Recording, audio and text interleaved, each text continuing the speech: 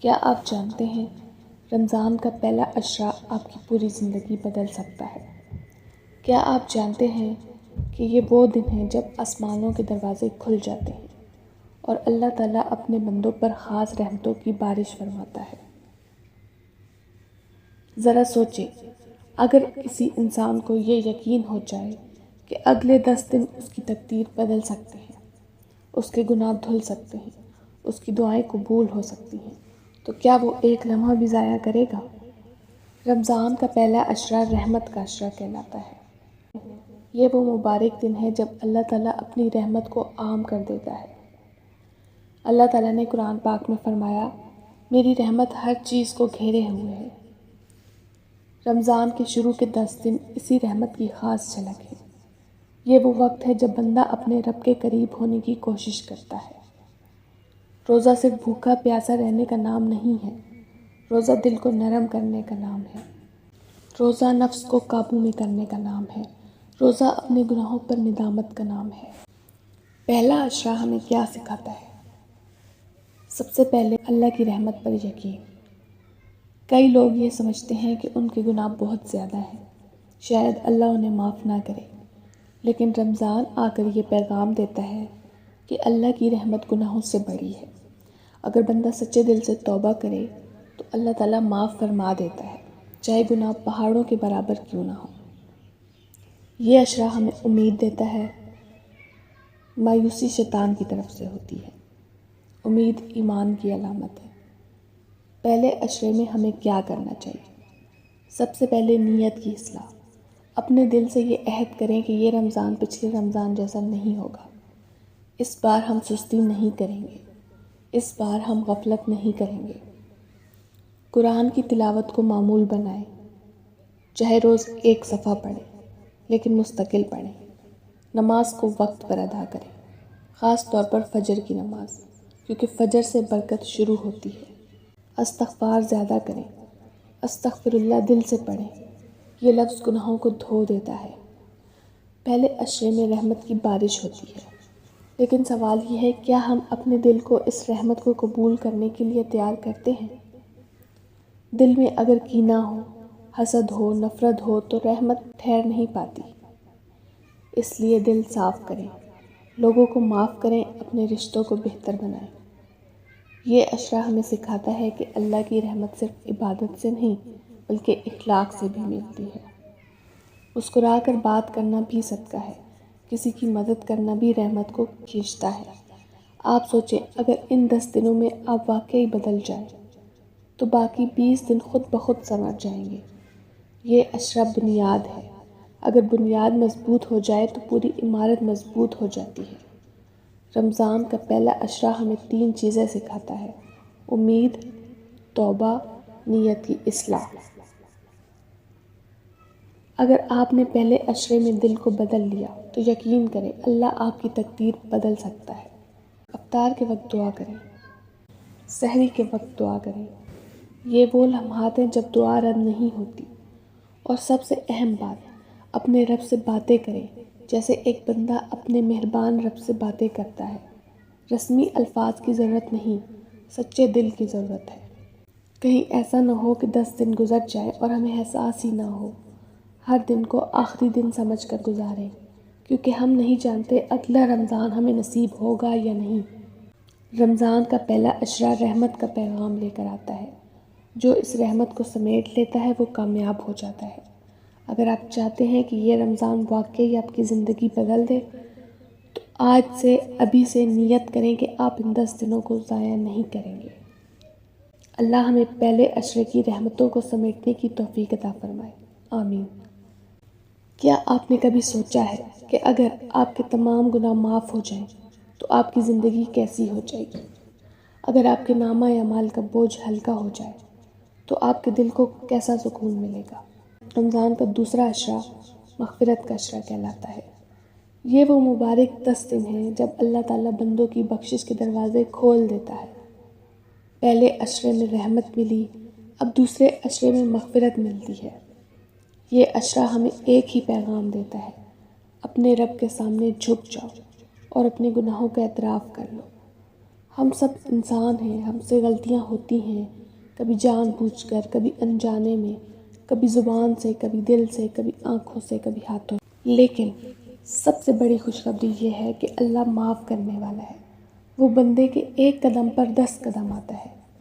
مغفرت کا مطلب صرف معاف کرنا نہیں، بلکہ گناہوں کو مٹا دینا، انہیں ڈھانپ دینا اور بندے کو شرمندگی سے بچا لینا ہے۔ کیا ہم واقعی اس عشرے میں سچی توبہ کرتے ہیں یا صرف رسمی طور پر استغفر اللہ کہہ کر آگے بڑھ جاتے ہیں؟ سچی توبہ کیا ہے؟ سچی توبہ یہ ہے کہ گناہ پر دل سے ندامت ہو، فوراً اسے چھوڑ دیا جائے، دوبارہ نہ کرنے کا پکا ارادہ ہو۔ رمضان کا دوسرا عشرہ ہمیں موقع دیتا ہے کہ ہم اپنے ماضی کو صاف کر لیں۔ آپ اپنے رب سے کہہ سکتے ہیں، یا اللہ میں کمزور ہوں، میں غلطیاں کرتا ہوں، لیکن میں تیرا بندہ ہوں، مجھے معاف کر دے۔ یقین کریں اللہ خالی ہاتھ نہیں لوٹاتا۔ اس عشرے میں ہمیں کیا کرنا چاہیے؟ سب سے پہلے استغفار کی کثرت۔ دن میں سینکڑوں بار استغفر اللہ پڑھیں، لیکن صرف زبان سے نہیں، دل سے۔ خاص طور پر یہ دعا پڑھیں، استغفر اللہ ربی من کل ذنب و اتوب الیہ۔ دوسری چیز، حقوق العباد کی فکر۔ کسی کا دل دکھایا ہو تو معافی مانگیں، کسی کا حق دبایا ہو تو واپس کریں، کیونکہ اللہ حقوق العباد معاف نہیں کرتا جب تک بندہ خود معاف نہ کرے۔ تیسری چیز، رات کی نماز۔ تہجد کی 2 رکعت بھی پڑھ لیں اور سجدے میں رو لیں۔ یقین کریں آنسو گناہوں کو بہا دیتے ہیں۔ یہ عشرہ ہمیں یاد دلاتا ہے کہ ہم کامل نہیں ہیں، لیکن ہمارا رب کامل ہے۔ شیطان ہمیں مایوس کرتا ہے کہ تم بہت گنہگار ہو، لیکن اللہ فرماتا ہے، اے میرے بندو جنہوں نے اپنی جانوں پر زیادتی کی، اللہ کی رحمت سے نا امید نہ ہو۔ یہ آیت ہمیں امید دیتی ہے۔ سوچیں اگر اس رمضان میں ہمارے گناہ معاف نہ ہوئے تو پھر کب ہوں گے؟ ہم اکثر دنیا کے کاموں میں مصروف رہتے ہیں، لیکن مغفرت کا یہ موقع دوبارہ ملے گا یا نہیں، ہمیں نہیں معلوم۔ اپنے موبائل کا وقت کم کریں، گناہوں سے بچیں، نظر کی حفاظت کریں، زبان کو قابو میں رکھیں، کیونکہ روزہ صرف بھوک نہیں بلکہ مکمل کنٹرول کا نام ہے۔ اگر دوسرا عشرہ سچی توبہ میں گزر جائے تو انسان ایسے پاک ہو سکتا ہے جیسے آج ہی پیدا ہوا ہو۔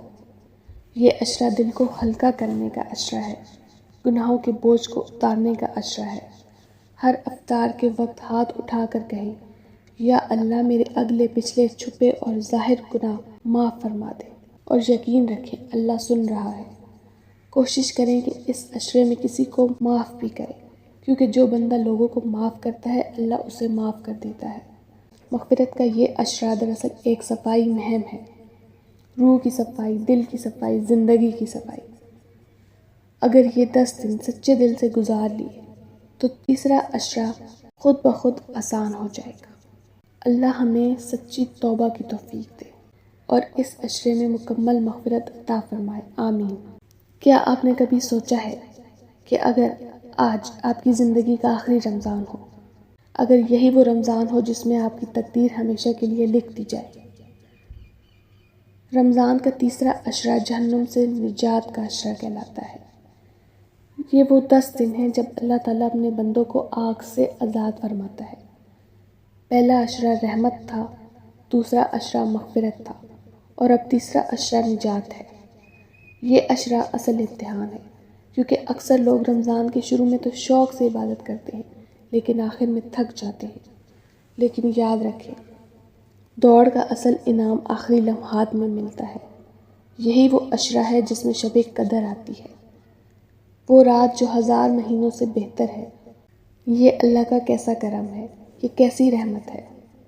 لیکن سوال یہ ہے کہ کیا ہم ان راتوں کو جاگ کر گزارنے کے لیے تیار ہیں؟ تیسرے عشرے میں ہمیں کیا کرنا چاہیے؟ سب سے پہلے عبادت میں اضافہ۔ اگر پہلے 20 دن عام عبادت کی ہے تو اب اسے خاص بنا دیں، نوافل بڑھا دیں، تراویح میں دل لگائیں، قرآن کی تلاوت زیادہ کریں۔ دوسری چیز اعتکاف کی نیت۔ اگر ممکن ہو تو مسجد میں اعتکاف کریں، نہیں تو گھر کے کونے کو عبادت کے لیے مخصوص کر لیں۔ یہ عشرہ دنیا سے تھوڑا سا الگ ہو کر صرف اللہ کے قریب ہونے کا وقت ہے۔ تیسری چیز شب قدر کی تلاش۔ خاص طور پر تاک راتوں میں زیادہ عبادت کریں۔ اس رات کی خاص دعا ہے، اے اللہ تو معاف کرنے والا ہے، معافی کو پسند کرتا ہے، مجھے معاف فرما دے۔ یہ دعا دل سے پڑھیں، آنکھوں میں آنسو لے آئیں، اپنے رب سے مانگے جیسے ایک محتاج مانگتا ہے۔ تیسرا اشرہ ہمیں آخرت یاد دلاتا ہے۔ جہنم کی آگ کوئی معمولی چیز نہیں، ہم دنیا کی ہلکی سی گرمی برداشت نہیں کر سکتے تو آخرت کی آگ کیسے برداشت کریں گے؟ یہ اشرہ دراصل خوف اور امید دونوں کا مجموعہ ہے۔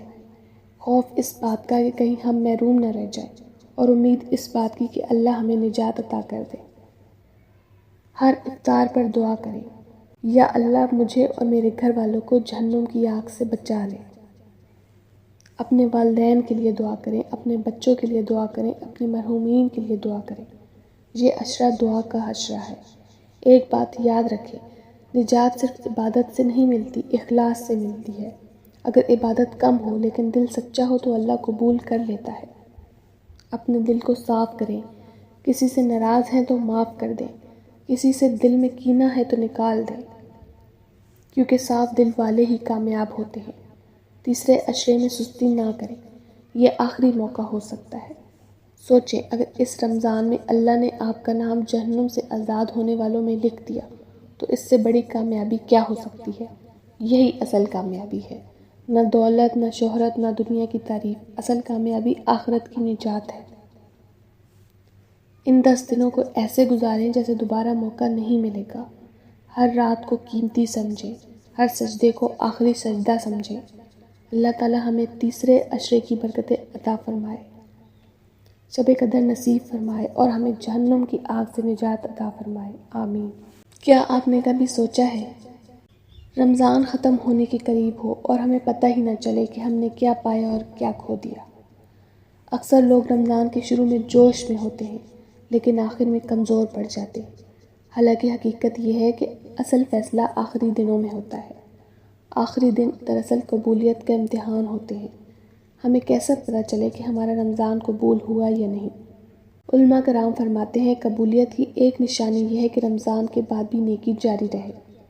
اگر رمضان کے بعد بھی نماز وقت پر ادا ہو، قرآن کی تلاوت جاری رہے، دل گناہوں سے بچنے لگے تو یہ قبولیت کی علامت ہے۔ لیکن اگر عید کے فوراً بعد ہم پہلے جیسے ہو جائیں، نماز میں سستی، قرآن چھوڑ دینا، گناہوں میں واپس چلے جانا، تو ہمیں اپنے دل کا جائزہ لینا چاہیے۔ آخری دنوں میں ہمیں کیا کرنا چاہیے؟ سب سے پہلے شکر ادا کریں، اللہ کا شکر کہ اس نے ہمیں رمضان تک پہنچایا۔ کتنے لوگ تھے جو پچھلے سال ہمارے ساتھ تھے لیکن اس سال ہمارے ساتھ نہیں۔ دوسری چیز استقامت کی دعا۔ یہ دعا مانگے، یا اللہ رمضان کے بعد بھی مجھے اسی طرح نیکی کی توفیق دینا۔ تیسری چیز صدقہ۔ رمضان کے آخر میں صدقہ اور زکوٰۃ دل کو پاک کرتی ہے، خاص طور پر صدقہ فطر، یہ روزے کی کمی کو پورا کرتا ہے۔ چوتھی چیز، دل کی حالت چیک کریں، کیا ہمارا دل پہلے سے نرم ہوا؟ کیا ہمیں گناہ سے نفرت ہونے لگی؟ کیا ہمیں عبادت میں سکون ملنے لگا؟ اگر ہاں تو سمجھیں کچھ نہ کچھ حاصل ہوا ہے۔ رمضان ہمیں سکھاتا ہے کہ ہم خود کو بدل سکتے ہیں، ہم اپنے نفس پر قابو پا سکتے ہیں، ہم اپنی عادتیں بدل سکتے ہیں۔ آخری دنوں میں زیادہ سے زیادہ دعا کریں کہ یا اللہ مجھے رمضان کے بعد بھی اپنی حفاظت میں رکھنا، کیونکہ اصل کامیابی رمضان گزارنا نہیں بلکہ رمضان کے بعد بھی سنبھل کر چلنا ہے۔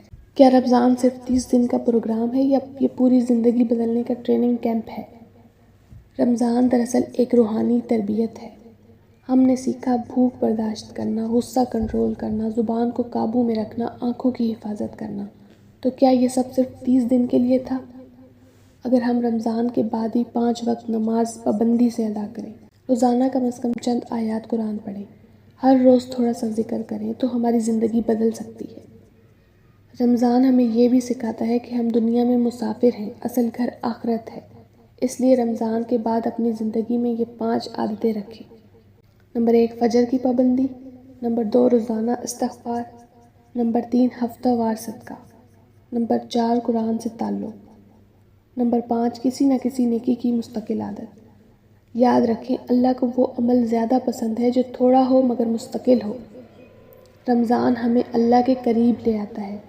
اب ہمیں خود فیصلہ کرنا ہے کہ ہم دوبارہ دور ہونا چاہتے ہیں یا قریب ہی رہنا چاہتے ہیں۔ اپنے گھر کو بھی بدلیں، گھر میں قرآن کی آواز ہو، گھر میں دعا ہو، گھر میں حلال کمائی ہو، گھر میں صبر اور محبت ہو۔ رمضان اگر ہمارے اخلاق بدل دے تو یہی اصل کامیابی ہے۔ سوچیں اگر ہر سال رمضان ہمیں تھوڑا تھوڑا بہتر بنا دے تو چند سالوں میں ہم کتنے بدل سکتے ہیں۔ اللہ تعالیٰ ہمیں ایسا رمضان عطا فرمائے جو ہماری تقدیر بدل دے، ہماری مغفرت کا ذریعہ بنے، ہماری نجات کا سبب بنے اور ہماری پوری زندگی کو نور سے بھر دے۔ آمین۔